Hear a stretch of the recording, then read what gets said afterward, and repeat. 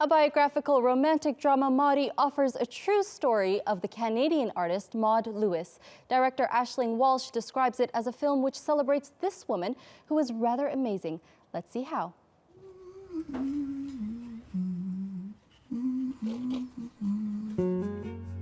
Hello there, Charles. Sister, I sold the house. Our house? Maud, you can't look after yourself, let alone a house. Get a job or something. A job doing what? I don't know. Thinking about hiring a woman to help around the house. Maudie is about an unlikely relationship between a rough fishmonger Everett Lewis and an artist with arthritic hands, Maud Dowley. I'm Maud. After her brother abruptly sells their family house, Maud starts working as a cleaning lady for Everett at his tiny cabin. There's me, them dogs, them chickens, then you. The film's director, screenwriter, and some of its producers are all women. Actor Ethan Hawke, who plays Everett, stars for the second time in a film by a female director. And he says he likes the change.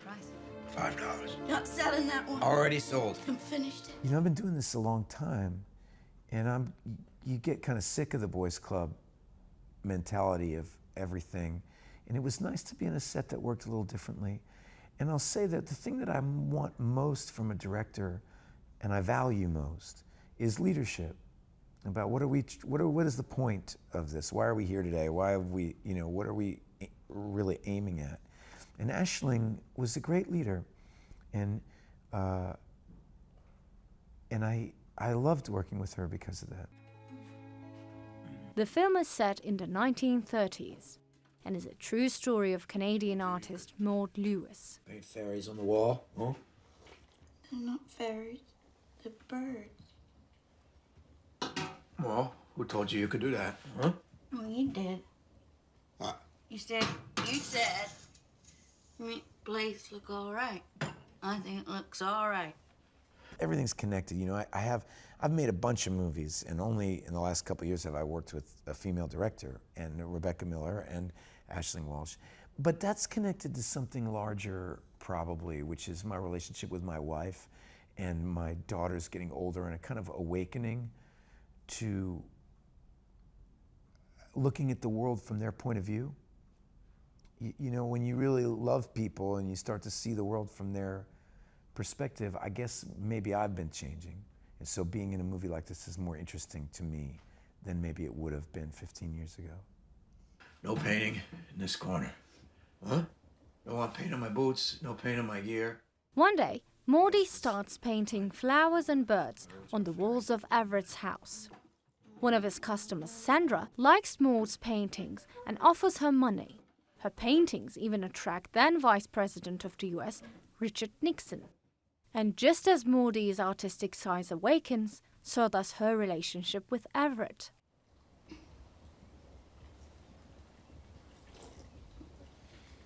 There was a simplicity, the whole movie aspires to be a Maud Lewis painting.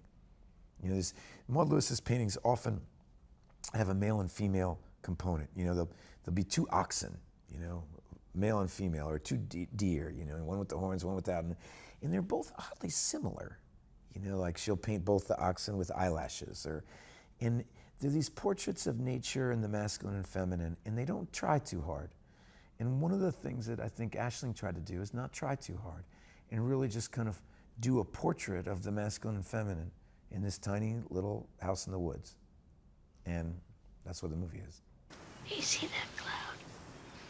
That one. The film has been screening at several film festivals and will have wider releases until the end of 2017. But the raw relationship between Maud and Everett has already been deemed as Oscar-worthy by many critics. Can't see her. I see you. What do you see? I see you as my wife. I always have.